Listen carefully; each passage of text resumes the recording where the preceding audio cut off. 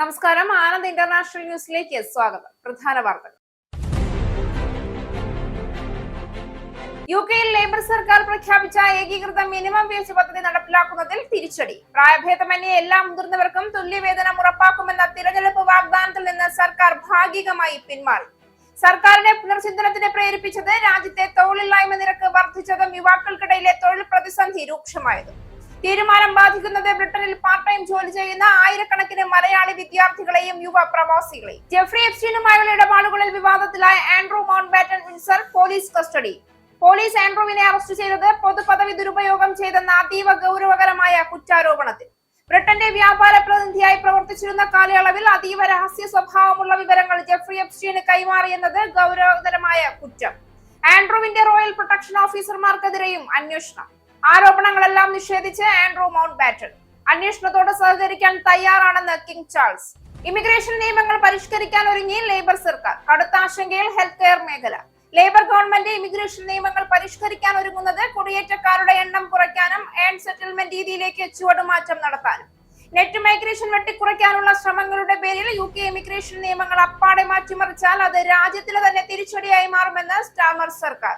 അമേരിക്കയുമായി കരാറിലെത്താൻ ഇറാനോട് US president Donald ട്രംപിന്റെ അന്ത്യശാസനം. വരുന്ന 10 ദിവസത്തിനുള്ളിൽ US-ഉമായുള്ള ചർച്ചകൾ പൂർത്തീകരിക്കണമെന്നും അല്ലാത്ത പക്ഷം ഇറാനെതിരെ ആക്രമണം ഉണ്ടാകുമെന്നും അമേരിക്ക. ഇറാനെതിരായ ആക്രമണങ്ങൾക്ക് ബ്രിട്ടീഷ് വ്യോമതാവളങ്ങൾ ഉപയോഗിക്കാനുള്ള US-ന്റെ ആവശ്യം അംഗീകരിക്കാതെ ബ്രിട്ടൻ. സിൻഡന് സമീപത്തു നിന്ന് ദീർഘദൂര വ്യോമാക്രമണം നടത്താനുള്ള അമേരിക്കയുടെ ആവശ്യമാണ് കെയർ സ്റ്റാർമർ ഭരണകൂടം നിഷേധിച്ചത്. ഇറാനിൽ മുൻകരുതൽ ആക്രമണങ്ങളിൽ പങ്കെടുക്കുന്നത് അന്താരാഷ്ട്ര നിയമങ്ങളുടെ ലംഘനമാകുമെന്ന് ബ്രിട്ടൻ. യുകെയുടെ നിലപാടിൽ ചാഗോസ് ദ്വീപുകൾ മൗറീഷ്യസിന് കൈമാറുന്നതുമായി ബന്ധപ്പെട്ട ഉടമ്പടിയിൽ നിന്നും ട്രംപ് പിന്മാറി. രാഹുൽ ഗാന്ധി ഉത്തർപ്രദേശിലെ സുൽത്താൻപൂർ കോടതിയിൽ ഹാജരായി. കേന്ദ്ര ആഭ്യന്തരമന്ത്രി അമിത്ഷായ്ക്കെതിരെ ആക്ഷേപകരമായ പരാമർശം നടത്തിയെന്നാരോപിച്ച് ഫയൽ ചെയ്ത മാനനഷ്ട കേസിലാണ് രാഹുൽ ഹാജരായത്. രാഹുൽ നേരിട്ട് കോടതിയിലെത്തിയത് 6 വർഷം പഴക്കമുള്ള കേസിൽ കോടതിയുടെ നിർദ്ദേശപ്രകാരം. രാഹുൽ ഗാന്ധിക്കെതിരെ വ്യാജവും കെട്ടിച്ചമച്ചതുമായ കേസുകൾ ഫയൽ ചെയ്യുകയാണെന്ന് കോൺഗ്രസ് നേതാവ് പ്രമോദ് തിവാരി. പുന്നപ്രയിൽ വീട്ടമ്മയുടെ വയറ്റിൽ കത്രിക കുടുങ്ങിയ സംഭവത്തിൽ പ്രതികരണവുമായി ശസ്ത്രക്രിയ ചെയ്തെന്ന് ആരോപിക്കപ്പെടുന്ന ഡോക്ടർ ലളിതാംബിക താനല്ല ഓപ്പറേഷൻ ചെയ്തതെന്നും HOD ആയിരുന്നത് കൊണ്ടാകാം തന്റെ പേര് രോഗി പറയുന്നതെന്നും ഡോക്ടർ ലളിതാംബിക. ശസ്ത്രക്രിയ നടത്തിയത് ഡോക്ടർ ഷാഹിദയെന്ന് Vandanam medical college principal doctor B Padmakumar. ശസ്ത്രക്രിയ നടത്തിയത് താനാണോ എന്ന് ഓർമ്മയില്ല എന്ന് ഡോക്ടർ ഷാഹിദ. 5 വർഷമായി നരകയാതനയിൽ വീട്ടമ്മ. വാർത്തകൾ വിശദമായി. യുകെയിൽ ലേബർ സർക്കാർ പ്രഖ്യാപിച്ച ഏകീകൃത മിനിമം വേജ് പദ്ധതി നടപ്പിലാക്കുന്നതിൽ തിരിച്ചടി. പ്രായഭേദമന്യേ എല്ലാ മുതിർന്നവർക്കും തുല്യവേതനം ഉറപ്പാക്കുമെന്ന തിരഞ്ഞെടുപ്പ് വാഗ്ദാനത്തിൽ നിന്ന് സർക്കാർ ഭാഗികമായി പിന്നോട്ട് പോകുന്നതായാണ് സൂചന. രാജ്യത്തെ തൊഴിലില്ലായ്മ നിരക്ക് 5 വർഷത്തെ ഏറ്റവും ഉയർന്ന നിലയിലെത്തിയതും യുവാക്കൾക്കിടയിലെ തൊഴിൽ പ്രതിസന്ധി രൂക്ഷമായതുമാണ് സർക്കാരിനെ പുനർചിന്തനത്തിന് പ്രേരിപ്പിക്കുന്നത്. തിരഞ്ഞെടുപ്പ് പത്രികയിൽ ഡിസ്ക്രിഷണറി ഏജ് ബാൻഡുകൾ നിർത്തലാക്കുമെന്ന് ലേബർ പാർട്ടി ഉറപ്പു നൽകിയിരുന്നു. 18 മുതൽ 20 വയസ്സ് വരെയുള്ളവർക്കും 21 വയസ്സിന് മുകളിലുള്ളവർക്കും ഒരേ നിരക്കിൽ ശമ്പളം നൽകുക എന്നതായിരുന്നു ഇതിന്റെ ലക്ഷ്യം. എന്നാൽ നിലവിലെ സാമ്പത്തിക സാഹചര്യം കണക്കിലെടുത്ത് ഈ വർധനവ് മന്ദഗതിയിലാക്കാൻ മന്ത്രിമാർ ആലോചിക്കുന്നതായി സർക്കാർ വൃത്തങ്ങൾ സ്ഥിരീകരിച്ചു.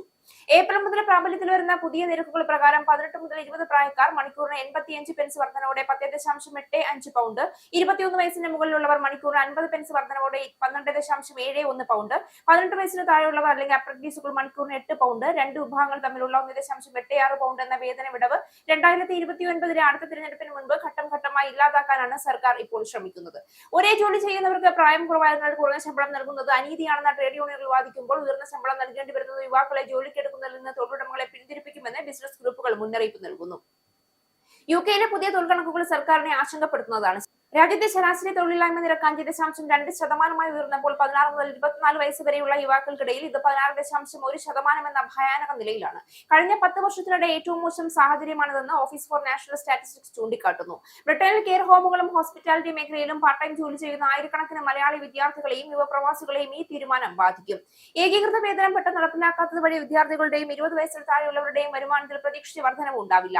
വേതന വർധനവ് മന്ദഗതിയിലാവുന്നത് യുവാക്കൾക്ക് കൂടുതൽ തൊഴിലവസരങ്ങൾ ലഭിക്കാൻ സഹായിക്കുമെന്ന ബിസിനസ് ഉടമകളുടെ വാദം ശരിയാണെങ്കിൽ പുതുതായി യുകെയിൽ എത്തുന്നവർക്ക് ജോലി ലഭിക്കുന്നത് എളുപ്പമായേക്കാം. ഏറ്റവും പ്രായം കുറഞ്ഞ തൊഴിലാളികൾക്ക് നാഷണൽ ഇൻഷുറൻസ് വിഹിതം നൽകേണ്ടതില്ല എന്ന ആനുകൂല്യം നിലനിൽക്കുന്നത് ഇവർക്ക് ഗുണകരമാണ്. കുട്ടിപ്പീഡകൻ എപ്സ്റ്റീനുമായുള്ള ഇടപാടുകളിൽ മുഖം നഷ്ടപ്പെട്ട ആൻഡ്രൂ മൗണ്ട്ബാറ്റൻ വിൻസൺ പോലീസ് കസ്റ്റഡിയിലായി. പൊതുപദവി ദുരുപയോഗം ചെയ്തെന്ന അതീവ ഗൗരവകരമായ കുറ്റാരോപണത്തിലാണ് തോംസ് വാലി പോലീസ് അദ്ദേഹത്തെ അറസ്റ്റ് ചെയ്തത്. 66ാം ജന്മദിനത്തിലാണ് അറസ്റ്റ് എന്നത് കൗതുകമായി. നോർഫോക്കിലെ സാൻഡ്രിഹാം എസ്റ്റേറ്റിലുള്ള വുഡ്ഫാം എന്ന വസതിയിൽ വെച്ചാണ് വ്യാഴാഴ്ച രാവിലെ 8 മണിയോടെ നാടകീയ നീക്കങ്ങൾ ആരംഭിച്ചത്. 6ഓളം പോലീസ് വാഹനങ്ങളിലായി എത്തിയ ഉദ്യോഗസ്ഥർ ആൻഡ്രൂവിനെ കസ്റ്റഡിയിലെടുക്കുകയും അദ്ദേഹത്തിന്റെ നിലവിലെ വസതിയിലും മുൻപ് താമസിച്ചിരുന്ന വിൻസെന്റിലെ റോയൽ ലോഡ്ജിലും ഒരേ സമയം തിരച്ചിൽ നടത്തുകയും ചെയ്തു. ജെഫ്രി എപ്സ്റ്റീനുമായുള്ള ആൻഡ്രൂവിന്റെ വഴിവിട്ട ബന്ധമാണ് അറസ്റ്റിലേക്ക് നയിച്ച പ്രധാന ഘടകം. ബ്രിട്ടനിലെ വ്യാപാര പ്രതിനിധിയായി പ്രവർത്തിച്ചിരുന്ന കാലയളവിൽ അതീവ രഹസ്യ സ്വഭാവമുള്ള വിവരങ്ങൾ ജെഫ്രി എപ്സ്റ്റീൻ ഔദ്യോഗിക പദവി ദുരുപയോഗം ചെയ്ത് കൈമാറിയെന്ന ആരോപണവും എപ്സ്റ്റീന്റെ ലോലിത എക്സ്പ്രസ് വിമാനത്തിൽ കടത്തിക്കൊണ്ടുവന്ന യുവതിയെ ബക്കിംഗ്ഹാം കൊട്ടാരത്തിലേക്ക് നിയമവിരുദ്ധമായി പ്രവേശിപ്പിച്ചു എന്നതും ഗൗരവകരമായ ആരോപണമാണ്. ആൻഡ്രൂവിന്റെ പേഴ്സണൽ സുരക്ഷാ ഉദ്യോഗസ്ഥർ ലൈംഗികാതിക്രമങ്ങൾക്കും മനുഷ്യക്കടത്തിനും ഒത്താശ ചെയ്തു എന്നതിനെക്കുറിച്ച് മെട്രോപൊളിറ്റൻ പോലീസ് അന്വേഷിക്കുന്നു. 9ഓളം വിവിധ പോലീസ് സേനകളാണ് എപ്സ്റ്റീൻ ഫയലുകളുമായി ബന്ധപ്പെട്ട് നിലവിൽ അന്വേഷണം നടത്തുന്നത്. എപ്സ്റ്റീന്റെ വിമാനങ്ങൾ ഉപയോഗിച്ച് വിവിധ വിമാനത്താവളങ്ങൾ കേന്ദ്രീകരിച്ചും വർഷങ്ങൾക്ക് മുൻപ് നടന്ന ലൈംഗികാതിക്രമ പരാതികളിലുമാണ് അന്വേഷണം പുരോഗമിക്കുന്നത്. അറസ്റ്റിന് പിന്നാലെ ശക്തമായ പ്രതികരണവുമായി പ്രധാനമന്ത്രി സർ കീർ സ്റ്റാർമർ രംഗത്തെത്തി. നിയമത്തിന് മുന്നിൽ എല്ലാവരും തുല്യരാണെന്നും ആരും നിയമത്തിന് മുകളിലല്ല എന്നും അദ്ദേഹം ഓർമ്മിപ്പിച്ചു. കുറ്റകൃത്യങ്ങളെ കുറിച്ച് അറിവുള്ളവരും ആരും തന്നെ അത് വെളിപ്പെടുത്താൻ തയ്യാറാകണമെന്നും അദ്ദേഹം ആവശ്യപ്പെട്ടു. തന്റെ സഹോദരൻ ചാൾസ് രാജാവ് ആൻഡ്രൂവിനെ റോയൽ ലോഡ്ജിൽ നിന്ന് പുറത്താക്കിയിരുന്ന വുൾഫ് ഫാമിലായിരുന്നു അദ്ദേഹം താമസിച്ചിരുന്നത്. തനിക്കെതിരെയുള്ള എല്ലാ ആരോപണങ്ങളും ആൻഡ്രൂ നിഷേധിച്ചിട്ടുണ്ട്. എന്നാൽ അന്വേഷണത്തോട് സഹകരിക്കാൻ തയ്യാറാണെന്ന് കിങ് ചാൾസ് അറിയിച്ചിട്ടുണ്ട്. യുകെയിലെ വിവിധ വിമാനത്താവളങ്ങൾ വഴി എപ്സ്റ്റീൻ മനുഷ്യക്കടത്ത് നടത്തിയിട്ടുണ്ടോ എന്നും വിവിധ പോലീസ് ഏജൻസികൾ പരിശോധിച്ചു വരികയാണ്. സാൻഡർഹാമിലെ രാജകൊട്ടാരത്തിന് സമീപം ഇന്ന് രാവിലെ 8 മണിയോടെ 6ഓളം പോലീസ് വാഹനങ്ങൾ എത്തിയതോടെയാണ് അറസ്റ്റ് വിവരങ്ങൾ പുറം ലോകം അറിഞ്ഞത്. രാജകുടുംബത്തിന്റെ പദവികളിൽ നിന്ന് നേരത്തെ തന്നെ പുറത്താക്കപ്പെട്ട ആൻഡ്രൂവിനെ ഈ അറസ്റ്റ് വലിയ തിരിച്ചടിയാണ്. രാജകൊട്ടാരത്തിന്റെ സുരക്ഷാ കവചങ്ങൾക്ക് പുറം സാധാരണക്കാരനായ നിയമത്തെ നേരിടേണ്ടി വരുന്ന ഒരു സവിശേഷ രാഷ്ട്രീയ നിയമ സാഹചര്യത്തിനാണ് ബ്രിട്ടൻ ഇപ്പോൾ സാക്ഷ്യം വഹിക്കുന്നത്. കുട്ടിപ്പീഡകനായ ജെഫ്രി എപ്സ്റ്റീനുമായി ബന്ധപ്പെട്ട ലൈംഗിക വിവാദത്തിൽ ആൻഡ്രൂ മൗണ്ട്ബാറ്റൺ വിൻസ്റ്ററിന്റെ റോയൽ പ്രൊട്ടക്ഷൻ ഓഫീസർമാർക്കെതിരെ പോലീസ് അന്വേഷണം. എപ്സ്റ്റീന്റെ സ്വകാര്യ ദ്വീപ് സന്ദർശിക്കുമ്പോൾ ഉദ്യോഗസ്ഥർ കണ്ണടച്ചെന്ന ആരോപണത്തിലാണ് മെട്രോപൊളിറ്റൻ പോലീസിന്റെ കണ്ണുരുട്ടൽ.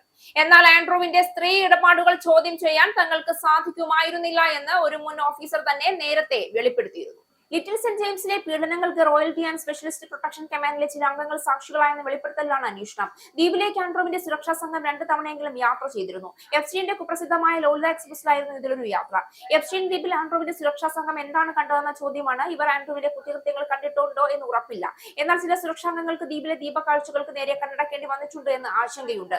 ഒരു മുൻ മെറ്റ് ഓഫീസർ പറഞ്ഞു. മുൻ രാജകുമാരനെതിരെ ലൈംഗിക പീഡന ആരോപണം ഉന്നയിച്ച കഴിഞ്ഞ വർഷം ആത്മഹത്യ ചെയ്ത വിർജീനിയ ജിഫ്രെ ഇതിലൊരു ഇരയാണെന്ന സംശയം ഉയരുന്നുണ്ട്. ദ്വീപിൽ ഉൾപ്പെടെ 3 തവണ തന്നെ ആൻഡ്രൂ പിടിപ്പിച്ചെന്ന് ജിഫ്രെ വെളിപ്പെടുത്തിയിരുന്നു. 1998 എപ്സ്റ്റീൻ വാങ്ങി ദ്വീപിലേക്ക് മനുഷ്യക്കടത്ത് നടത്തിച്ചെത്തിച്ച നിരവധി പെൺകുട്ടികൾ പീഡനങ്ങൾക്ക് ഇരയായെന്നാണ് ആരോപണം. ലേബർ ഗവൺമെന്റ് ഇമിഗ്രേഷൻ നിയമങ്ങൾ പരിഷ്കരിക്കാൻ ഒരുങ്ങുമ്പോൾ ഹെൽത്ത് കെയർ മേഖല വലിയ ആശങ്കയിലാണ്. കാരണം വിദേശ കുടിയേറ്റ ജീവനക്കാരെ ആശ്രയിച്ചാണ് ആരോഗ്യ മേഖല ഇത്രയുമെങ്കിലും ചലിച്ചുകൊണ്ടിരിക്കുന്നത്. കുടിയേറ്റക്കാരുടെ എണ്ണം കുറയ്ക്കാനും ഏൺ സെറ്റിൽമെന്റ് രീതിയിലേക്ക് ചുവടുമാറ്റം നടത്താനും ലക്ഷ്യമിട്ടാണ് ലേബർ ഗവൺമെന്റ് ഇമിഗ്രേഷൻ നിയമങ്ങൾ പരിഷ്കരിക്കാൻ ഒരുങ്ങുന്നത്. നെറ്റ് മൈഗ്രേഷൻ വെട്ടിക്കുറയ്ക്കാനുള്ള ശ്രമങ്ങളുടെ പേരിൽ യുകെ ഇമിഗ്രേഷൻ നിയമങ്ങൾ അപ്പാടെ മാറ്റിമറിച്ചാൽ അത് രാജ്യത്തിന് തന്നെ തിരിച്ചടിയായി മാറുമെന്നാണ് സ്റ്റാർമർ ഗവൺമെന്റിന് ഇപ്പോൾ മുന്നറിയിപ്പ് നൽകുന്നത്. സെറ്റിൽമെന്റ് നൽകാൻ കൂടുതൽ കാലതാമസം സൃഷ്ടിക്കാനും കുടിയേറ്റക്കാർക്ക് കൂടുതൽ യോഗ്യതകൾ വേണ്ടിവരുന്ന വിധത്തിൽ മാറ്റങ്ങൾ വരുത്താനുമാണ് ഗവൺമെന്റ് ലക്ഷ്യമിടുന്നത്. എന്നാൽ യുകെ ഹെൽത്ത് സർവീസ് മേഖലയെ ഈ നീക്കം സാരമായി ബാധിക്കുമെന്ന് സുപ്രധാന സംഘടനകൾ മുന്നറിയിപ്പ് നൽകിയിട്ടുണ്ട്. വിദേശ ജീവനക്കാരെ കാര്യമായി ആശ്രയിച്ചാണ് NHS സംവിധാനങ്ങൾ പ്രവർത്തിക്കുന്നത്. നയങ്ങൾ ആരോഗ്യ പ്രവർത്തകരെ അകറ്റുന്ന വിധത്തിൽ പ്രവർത്തിച്ചാൽ അത് NHSനെയും രോഗികളെയും തിരിച്ചടിക്കും. ഈ ഘട്ടത്തിൽ വിദേശ ഹെൽത്ത് കെയർ ജീവനക്കാർക്ക് വിസ നടപടികളിൽ മുൻഗണന നൽകുകയോ സെറ്റിൽമെന്റ് ഫാസ്റ്റ് ട്രാക്ക് ചെയ്തോ നൽകുകയോ വേണമെന്നാണ് NHS എംപ്ലോയേഴ്സ് ഉൾപ്പെടെയുള്ള സംഘടനകൾ പറയുന്നത്. ഇതിന് വിരുദ്ധമായി നീങ്ങിയാൽ അത് ജീവനക്കാരുടെ ക്ഷാമം രൂക്ഷമാക്കാനാണ് സഹായിക്കുകയെന്നും ഇവർ ഓർമ്മിപ്പിച്ചു. മുന്നറിയിപ്പുകളുടെ വെളിച്ചത്തിൽ ലേബർ ഗവൺമെന്റ് എന്തെല്ലാം ഇളവുകൾ നൽകുമെന്നാണ് ഉറ്റുനോക്കുന്നത്. കൺസൾട്ടേഷൻ അവസാനിച്ചതിനാൽ നയങ്ങൾ രൂപീകരണ ഘട്ടത്തിലാണ്. ഇൻഡെഫിനിറ്റ് ലീവ് ടു റിമെയിൻ കാലയളവിന് യോഗ്യത നേടാൻ പരിധി ഇരട്ടിപ്പിക്കുന്നത് റിക്രൂട്ട്മെന്റിനെ മാത്രമല്ല നിലവിലെ വിദേശ ജീവനക്കാരെ നഷ്ടമാകാനും ഇടയാക്കുമെന്നാണ് റോയൽ കോളേജ് ഓഫ് നഴ്സിംഗ് ഉൾപ്പെടെ വ്യക്തമാക്കുന്നത്. ആയിരക്കണക്കിന് വിദേശ നഴ്സുമാർ മറ്റു രാജ്യങ്ങളിലേക്ക് ചേക്കേറുന്നത് യുകെക്ക് താങ്ങാൻ കഴിയണമെന്നില്ല. കുടിയേറ്റക്കാർക്ക് സെറ്റിൽമെന്റിന് 10 വർഷം കാത്തിരിക്കണമെന്ന മാറ്റം കടുത്ത ആശങ്കയാണ് സമ്മാനിക്കുന്നത്. റീഫോം യുകെ വോട്ടർമാർക്കിടയിൽ മുന്നേറ്റം നേടാൻ പ്രധാനമായി കണക്കാക്കപ്പെടുന്നത് നെറ്റ് മൈഗ്രേഷൻ കണക്കുകളാണ്. ഇതിനെ നേരിടാനാണ് കുടിയേറ്റ നിയന്ത്രണം എന്ന പേരിൽ ലേബർ തിടുക്കം പിടിച്ച് നടപടിയെടുക്കുന്നത്. എന്നാൽ ഇത് ഹെൽത്ത് കെയർ നഴ്സുമാരെയും കെയർ ടേക്കർമാരെയും ഏത് വിധത്തിൽ ബാധിക്കുമെന്നത് രാജ്യത്തിന്റെ ആരോഗ്യ സേവനങ്ങളെ തന്നെ നിശ്ചയിക്കുന്ന നിലയിലാണ്. കോവിഡ് മഹാമാരി കാലത്ത് പഠന സൗകര്യങ്ങൾ ലഭിച്ചില്ല എന്നാരോപിച്ച് ഇംഗ്ലണ്ടിലെയും വെയിൽസിലെയും ഉൾപ്പെടെ ഏകദേശം 2 ലക്ഷം വിദ്യാർത്ഥികൾ നിയമ നടപടിയുമായി മുന്നോട്ട്. സ്റ്റുഡന്റ് ഗ്രൂപ്പ് ക്ലെയിം എന്ന പേരിൽ നടക്കുന്ന ഈ കേസിൽ ഈ ആഴ്ച മാത്രം 30,000 പേർ കൂടി രജിസ്റ്റർ ചെയ്തതായി അഭിഭാഷകർ അറിയിച്ചു. കഴിഞ്ഞയാഴ്ച യൂണിവേഴ്സിറ്റി കോളേജ് ഓഫ് ലണ്ടൻ 6500 മുൻ വിദ്യാർത്ഥികളുമായി ധാരണയിലെത്തിയതോടെയാണ് കൂടുതൽ വിദ്യാർത്ഥികൾ വിഷയത്തിൽ കക്ഷി ചേർന്നത്. ധാരണാ വ്യവസ്ഥകൾ രഹസ്യമാണെങ്കിലും 21 മില്യൺ പൗണ്ട് നഷ്ടപരിഹാരം നൽകാൻ UCL സമ്മതിച്ചുവെന്ന് ഫിനാൻഷ്യൽ ടൈംസ് റിപ്പോർട്ട് ചെയ്തു. എന്നാൽ സർവകലാശാല ഉത്തരവാദിത്തം സമ്മതിച്ചിട്ടില്ല. ഉപഭോക്തൃ നിയമപ്രകാരം വിദ്യാർത്ഥികൾ പൂർവ്വകാല ക്ലാസ് മുറി പഠനത്തിനും ക്യാമ്പസ് സൗകര്യങ്ങൾക്കും ഫീസ് നൽകിയിട്ടും കോവിഡ് നിയന്ത്രണങ്ങൾ കാരണം പഠനം ഓൺലൈൻ രീതിയിലേക്കും ക്യാമ്പസ് അടച്ചിടലിലേക്കും മാറിയതുകൊണ്ട് സേവനം കുറഞ്ഞുവെന്നാണ് വാദം. സാധാരണയായി ഓൺലൈൻ കോഴ്സുകളുടെ ഫീസ് നേരിട്ടുള്ള പഠനത്തെക്കാൾ 25 മുതൽ 50% വരെ കുറവാണെന്നും അതിനാൽ ന്യായമായ സാമ്പത്തിക നഷ്ടപരിഹാരം ആവശ്യപ്പെടുന്നതാണെന്നും അഭിഭാഷകർ പറയുന്നു. അസേഴ്സ് ആൻഡ് ഹാർക്കസ് പർക്കൽ എന്നീ സ്ഥാപനങ്ങളിലെ അഭിഭാഷകരാണ് വിദ്യാർത്ഥികളെ പ്രതിനിധീകരിക്കുന്നത്. ഇതിനകം ഇംഗ്ലണ്ട്, വെയിൽസും ഉൾപ്പെടെ 36 സർവകലാശാലകൾക്ക് മുൻകൂർ നോട്ടീസ് അയച്ചിട്ടുണ്ട്. Bath, Bristol, Cardiff, Exeter, Imperial College of London, Leeds, Liverpool, Warwick തുടങ്ങിയ പ്രമുഖ സ്ഥാപനങ്ങളും പട്ടികയിൽ ഉൾപ്പെടുന്നു. ഇതിനകം സാമ്പത്തിക പ്രതിസന്ധി നേരിടുന്ന ബ്രിട്ടീഷ് സർവകലാശാല മേഖലയ്ക്ക് ഈ നീക്കം വലിയ ആഘാതമാകുമെന്നാണ് വിലയിരുത്തപ്പെടുന്നത്. അങ്ങനെ കോവിഡ് കാലത്തെ പഠന നഷ്ടം രാജ്യത്തെ ഉന്നത വിദ്യാഭ്യാസ രംഗത്ത് പുതിയ നിയമ പ്രതിസന്ധിക്ക് വഴിവെച്ചിരിക്കുകയാണ്. അമേരിക്കയുമായി കരാറിലെത്താൻ ഇറാനോട് US പ്രസിഡന്റ് ഡൊണാൾഡ് ട്രംപ്. കരാറിലെത്താൻ ഇറാൻ പരാജയപ്പെട്ടാൽ പശ്ചിമേഷ്യയ്ക്ക് മോശമായ കാര്യങ്ങൾ സംഭവിക്കുമെന്നും ട്രംപ് മുന്നറിയിപ്പ് നൽകി. ഗാസയിൽ സമാധാനം പുലരാനുള്ള ട്രംപിന്റെ പദ്ധതിയായ ബോർഡ് ഓഫ് പീസിന്റെ ആദ്യ യോഗത്തിന്റെ ഉദ്ഘാടന വേളയിലാണ് US പ്രസിഡന്റ് ഇറാന് മുന്നറിയിപ്പ് നൽകിയത്. വരുന്ന 10 ദിവസത്തിനുള്ളിൽ US-ഉമായുള്ള ചർച്ചകൾ പൂർത്തീകരിക്കണമെന്നും അല്ലാത്ത പക്ഷം അമേരിക്ക ഒരു അടി കൂടി മുന്നോട്ട് വെക്കുമെന്നും ട്രംപ് പറഞ്ഞു. നിലവിൽ US തങ്ങളുടെ അത്യാധുനിക വിമാനങ്ങൾ പശ്ചിമേഷ്യയിലേക്ക് വിന്യസിച്ചിരിക്കുകയാണ്. F-35, F-22 ജെറ്റ് വിമാനങ്ങൾ ഇക്കൂട്ടത്തിലുണ്ട്. ട്രംപിന്റെ ഭീഷണിയോടെ അമേരിക്കയും ഇറാനും തമ്മിലുള്ള യുദ്ധം ഏതു നിമിഷവും ആരംഭിക്കുമെന്ന ആശങ്കകളും ഉയർന്നിട്ടുണ്ട്. അതേസമയം 2025 മെയ്യിൽ ഉണ്ടായ ഇന്ത്യ പാക് സംഘർഷത്തിൽ താൻ മധ്യസ്ഥത വഹിച്ചതായി വീണ്ടും ട്രംപ് അവകാശവാദം ഉന്നയിച്ചു. ഗാസയുടെ ദുരിതാശ്വാസ പാക്കേജിലേക്ക് 9 അംഗരാജ്യങ്ങൾ $700 കോടി വാഗ്ദാനം ചെയ്തതായി ഡൊണാൾഡ് ട്രംപ് അറിയിച്ചു. ഗാസയുടെ സുരക്ഷാ ചുമതലയ്ക്കായി രൂപീകരിക്കുന്ന രാജ്യാന്തര സമാധാന സേനയുടെ ഭാഗമാകുമെന്ന് 5 രാജ്യങ്ങൾ അറിയിച്ചു. Indonesia, Morocco, Kazakhstan, Kosovo, Albania എന്നീ രാജ്യങ്ങളാണ് സന്നദ്ധത അറിയിച്ചത്. സമാധാന സേനയെ തെക്കൻ ഗാസയിലെ റഫായിലാണ് ആദ്യം വിന്യസിക്കുക. അതിനിടെ ഹമാസിൽ നിന്ന് ഗാസയുടെ ഭരണ ചുമതല ഏറ്റെടുക്കാൻ നിയുക്തമായ ഇടക്കാല പലസ്തീനി സമിതി പുതിയ പോലീസ് സേനയിലേക്ക് റിക്രൂട്ട്മെന്റ് തുടങ്ങി. ഈജിപ്തും ജോർദാനുമാണ് സേനയെ പരിശീലിപ്പിക്കുക. ഐക്യരാഷ്ട്ര സംഘടനയ്ക്ക് ബദലായുള്ള ട്രംപിന്റെ പദ്ധതിയാണ് ബോർഡ് ഓഫ് പീസ്. ഇറാനെതിരെ നടത്താനിരുന്ന ആക്രമണങ്ങൾക്കായി ബ്രിട്ടീഷ് വ്യോമത്താവളങ്ങൾ ഉപയോഗിക്കാനുള്ള US-ന്റെ ആവശ്യം അംഗീകരിക്കാതെ UK. ഇറാനെതിരെയുള്ള ആക്രമണത്തിന് സർവ്വസന്നാഹങ്ങളുമായി സജ്ജമായിരിക്കുന്ന അവസരത്തിലാണ് US-ന് തിരിച്ചടി നേരിട്ടിരിക്കുന്നത്. UK-യുടെ നിലപാട് ചാഗോസ് ദ്വീപുകൾ മൗറീഷ്യസിന് കൈമാറുന്നതുമായി ബന്ധപ്പെട്ട ഉത്കണ്ഠ വർദ്ധിപ്പിച്ചേക്കാം. സിൻഡന് സമീപമുള്ള RAF എയർഫോർട്ടിൽ നിന്നുള്ള US-ന്റെ ദീർഘദൂര ബോംബാക്രമണങ്ങൾക്ക് കെയർ സ്റ്റാർമർ ഭരണകൂടം അനുമതി നിഷേധിച്ചു. ഇറാനിലെ മുൻകരുതൽ ആക്രമണങ്ങളിൽ പങ്കെടുക്കുന്നത് അന്താരാഷ്ട്ര നിയമങ്ങളുടെ ലംഘനമായേക്കുമെന്നാണ് കാരണമായി ചൂണ്ടിക്കാട്ടിയിട്ടുള്ളത്. പശ്ചിമേഷ്യയിൽ US സൈനിക സാന്നിധ്യം വർദ്ധിപ്പിക്കുകയും ഇറാനെതിരെ നടത്താൻ സാധ്യതയുള്ള ആക്രമണങ്ങൾക്ക് അടിയന്തര പദ്ധതികൾ തയ്യാറാക്കുകയും ചെയ്യുന്നതായാണ് സൂചന. ഇപ്പോഴത്തെ തർക്കം ചാഗോസ് ദ്വീപുകളിലെ ഡീകോ ഗാർഷിയയിലെ UK-US സംയുക്ത സൈനിക താവളത്തിന്റെ ഭാവിയെക്കുറിച്ചുള്ള ചർച്ചകളുമായി ബന്ധപ്പെട്ടിരിക്കുന്നു. ഈ മേഖലയിൽ ഏത് ദീർഘദൂര സൈനിക നടപടികൾക്കും ഈ താവളം നിർണായകമാണെന്ന് കണക്കാക്കുന്നു. ട്രംപ് UK-യുടെ നിലപാടിനെ വിമർശിക്കുകയും ചാഗോസ് ദ്വീപുകളുടെ നിയന്ത്രണം ഉപേക്ഷിക്കുന്നതിന് മുന്നറിയിപ്പ് നൽകുകയും ചെയ്തു. അസ്ഥിരവും അപകടകരവുമായ ഒരു ഭരണകൂടത്തിന്റെ ആക്രമണം ഇല്ലാതാക്കാൻ ഡീഗോ ഗാർഷിയുടെയും RAF എയർബോർഡിന്റെയും ലഭ്യത അമേരിക്കയ്ക്ക് ആവശ്യമായി വന്നേക്കാമെന്നാണ് ട്രൂത്ത് സോഷ്യലിലൂടെ ട്രംപ് പറഞ്ഞത്. ഡീഗോ ഗാർഷിയിൽ നിന്ന് ഏതെങ്കിലും അമേരിക്കൻ ആക്രമണത്തിന് നിലവിലുള്ള ഉടമ്പടികൾ പ്രകാരം ബ്രിട്ടനെ അറിയിച്ചാൽ മതിയാകും. എന്നാൽ RAF വ്യോമത്താവളങ്ങൾ ഉപയോഗിക്കുന്നതിന് UK-യുടെ വ്യക്തമായ അനുമതി ആവശ്യമാണ്. കഴിഞ്ഞ മെയ്യിൽ ഇന്ത്യയും പാകിസ്ഥാനും തമ്മിലുണ്ടായ സൈനിക സംഘർഷം അവസാനിപ്പിച്ചതിന് പിന്നിൽ താനാണെന്ന് ആവർത്തിച്ച് US പ്രസിഡന്റ് ഡൊണാൾഡ് ട്രംപ്. ഇരു രാജ്യങ്ങൾക്ക് മേൽ വാണിജ്യ ഉപരോധം ഏർപ്പെടുത്തുമെന്നുള്ള തന്റെ ഭീഷണിയാണ് ഒരു യുദ്ധം ഒഴിവാക്കിയതെന്ന് ട്രംപ് അവകാശപ്പെട്ടു.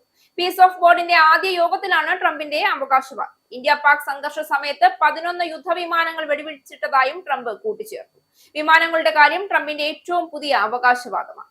ഇന്ത്യയും പാകിസ്ഥാനും യുദ്ധം ചെയ്താൽ ഓരോ രാജ്യത്തിനും 200% തീരുവ ഏർപ്പെടുത്തുമെന്ന് പറഞ്ഞു. ഇരു രാജ്യങ്ങളും യുദ്ധം ചെയ്യാൻ ആഗ്രഹിച്ചു. എന്നാൽ പണത്തിന്റെ കാര്യം എത്തിയപ്പോൾ വലിയൊരു തുക നഷ്ടപ്പെടുമെന്ന് വന്നപ്പോൾ യുദ്ധം ചെയ്യാൻ ആഗ്രഹിക്കുന്നില്ല എന്ന് അവർ പറഞ്ഞു എന്ന് ട്രംപ് കൂട്ടിച്ചേർത്തു. വ്യോമ പോരാട്ടങ്ങൾ നടക്കുകയും നിരവധി വിമാനങ്ങൾ നഷ്ടപ്പെടുകയും ചെയ്തതോടെ ഈ സംഘർഷം അപകടകരമായ ഘട്ടത്തിലെത്തിയെന്നാണ് ട്രംപ് പറഞ്ഞത്. സംഘർഷത്തിനിടെ 11 യുദ്ധവിമാനങ്ങൾ വെടിവെച്ചിട്ടെന്നും അവ വിലയേറിയ വിമാനങ്ങളാണെന്നും ട്രംപ് അവകാശപ്പെട്ടു. ആ യുദ്ധം ആളിക്കത്തിയിരുന്നു. വിമാനങ്ങൾ വെടിവെച്ചിരുന്നു. 11 വിമാനങ്ങൾ വെടിവെച്ചിട്ടു. വളരെ വില കൂടിയ വിമാനങ്ങൾ. ഞാൻ അവരുമായി ഫോണിൽ സംസാരിച്ചു. ഞാൻ അവർ രണ്ടുപേരെയും നന്നായി അറിയുമായിരുന്നു. പ്രധാനമന്ത്രി മോദി എനിക്ക് നന്നായി അറിയാമായിരുന്നു. ഞാൻ അദ്ദേഹത്തെ വിളിച്ചു. നിങ്ങൾ ഇത് പരിഹരിച്ചില്ല എങ്കിൽ ഞാൻ നിങ്ങളുമായി വ്യാപാര കരാറുകൾ ഏർപ്പെടുത്തില്ല എന്ന് പറഞ്ഞു. അതോടെ പ്രശ്ന പരിഹാരമായി എന്നാണ് ട്രംപ് കൂട്ടിച്ചേർത്തത്. അതിർത്തിയിലെ പിരിമുറുക്കം അധികരിച്ച നിർണായക ഘട്ടത്തിൽ ഇടപെട്ട് 2.5 കോടി ജീവൻ രക്ഷിച്ചു എന്ന് പാക് പ്രധാനമന്ത്രി ഷഹബാസ് ഷരീഫ് തന്നെ പരസ്യമായി പ്രശംസിച്ചതായും ട്രംപ് കൂട്ടിച്ചേർത്തു. ഇനി പൗണ്ട്, യൂറോ, ഡോളർ, രൂപ ഇന്നത്തെ വിനിമയ നിരക്ക്. ഒരു പൗണ്ട് 122.27 ഇന്ത്യൻ രൂപ. ഒരു പൗണ്ട് 1.14 യൂറോ. ഒരു US ഡോളർ 90.97 ഇന്ത്യൻ രൂപ. ഒരു യൂറോ 106.9 ഇന്ത്യൻ രൂപ. ഒരു പൗണ്ട് 1.34 US ഡോളർ. ഒരു കനേഡിയൻ ഡോളർ 66.45 ഇന്ത്യൻ രൂപ. ഇനിയൊരു ഇടവേളയ്ക്കു ശേഷം നാഷണൽ ന്യൂസ്.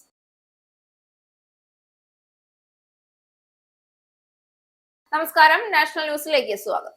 ലോക്സഭാ പ്രതിപക്ഷ നേതാവ് രാഹുൽ ഗാന്ധി ഉത്തർപ്രദേശിലെ സുൽത്താൻപൂർ കോടതിയിൽ ഹാജരായി. 2018 കേന്ദ്ര ആഭ്യന്തരമന്ത്രി അമിത്ഷാക്കെതിരെ ആക്ഷേപകരമായ പരാമർശം നടത്തിയെന്നാരോപിച്ച് ഫയൽ ചെയ്ത മാനനഷ്ട കേസിലാണ് അദ്ദേഹം നേരിട്ട് ഹാജരാകുന്നത്. Rajya Sabha M P Pramod Tiwari, Congress MLA Aradhana Mishra, Uttar Pradesh Congress അധ്യക്ഷൻ അജയ് റായ് തുടങ്ങിയ പ്രമുഖ നേതാക്കൾ രാഹുലിനൊപ്പമുണ്ട്. കർണാടക നിയമസഭാ തെരഞ്ഞെടുപ്പിന് മുന്നോടിയായി 2018 ബാംഗ്ലൂരിൽ നടന്ന തെരഞ്ഞെടുപ്പ് റാലിക്കിടെയാണ് രാഹുൽ ഗാന്ധി വിവാദ പരാമർശം നടത്തിയത്. ഇതിനെ തുടർന്ന് 2018 ഓഗസ്റ്റ് 4-ന് സുൽത്താൻപൂരിലെ MP MLA പ്രത്യേക കോടതിയിലാണ് കേസ് ഫയൽ ചെയ്തത്.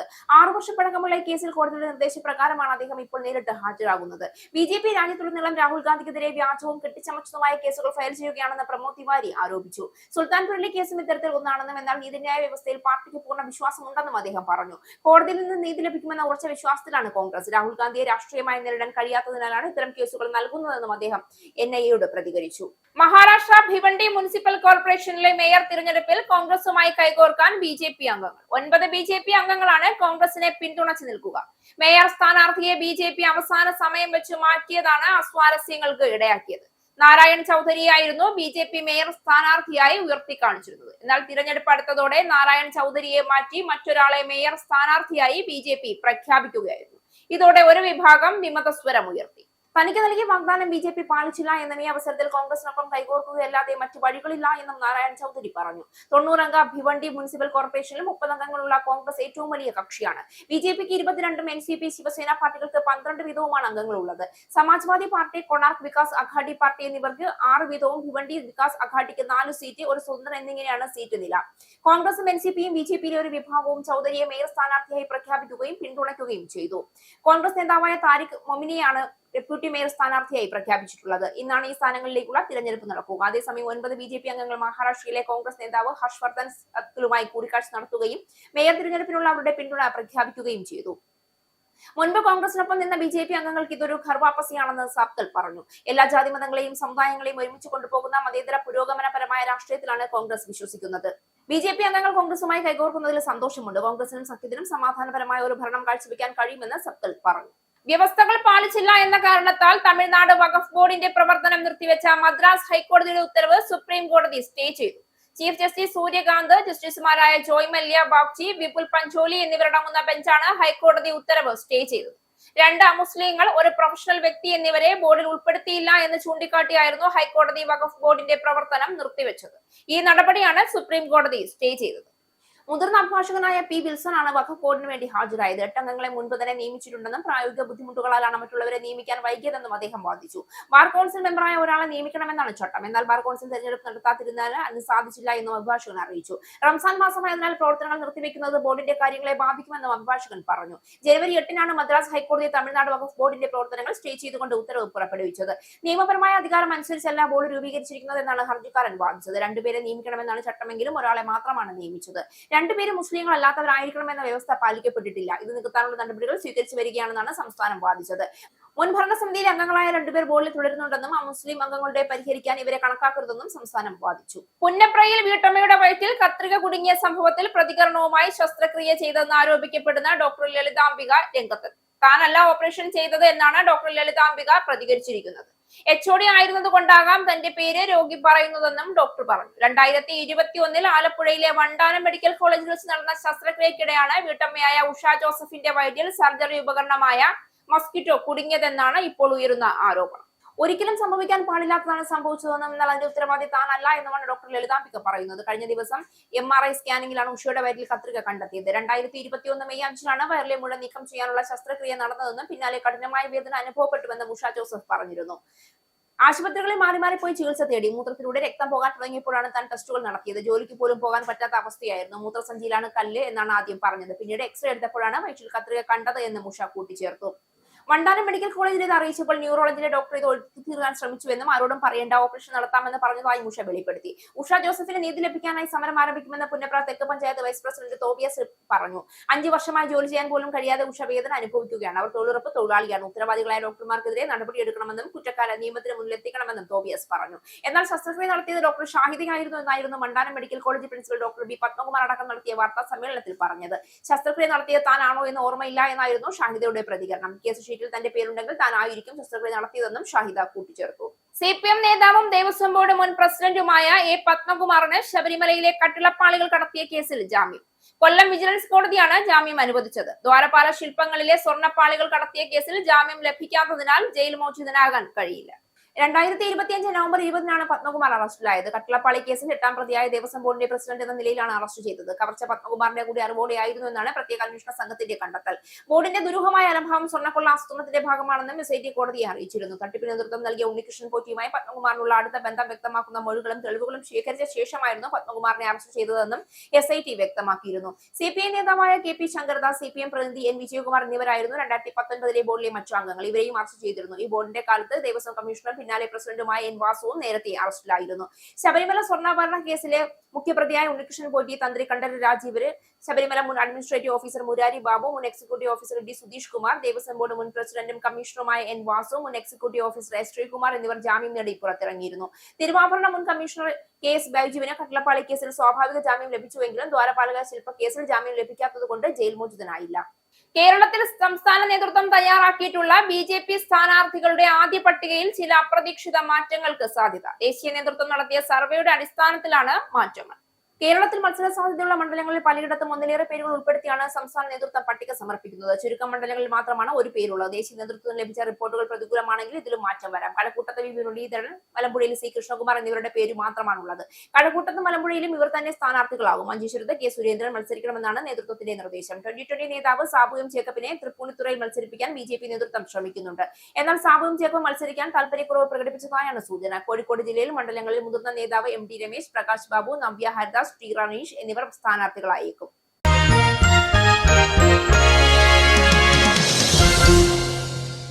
2026 T20 ലോകകപ്പിൽ ക്രിക്കറ്റ് ലോകത്തെ ഞെട്ടിച്ചുകൊണ്ട് സിംബാബ്വെ സൂപ്പർ 8-ലേക്ക്. ഗ്രൂപ്പ് ബിയിൽ ശ്രീലങ്കയെ അവരുടെ നാട്ടിൽ പരാജയപ്പെടുത്തി ഗ്രൂപ്പ് ചാമ്പ്യന്മാരായാണ് സിക്കന്ദർ റാസയും സംഘവും അടുത്ത ഘട്ടത്തിലേക്ക് മുന്നേറുന്നത്. തോൽവിയറിയാതെ ഗ്രൂപ്പ് ഘട്ടം പിന്നിട്ട ആത്മവിശ്വാസത്തിൽ വമ്പൻ ടീമുകളുടെ ഉറക്കം കെടുത്താൻ ഒരുങ്ങുകയാണ് ഈ ആഫ്രിക്കൻ കരുത്തർ.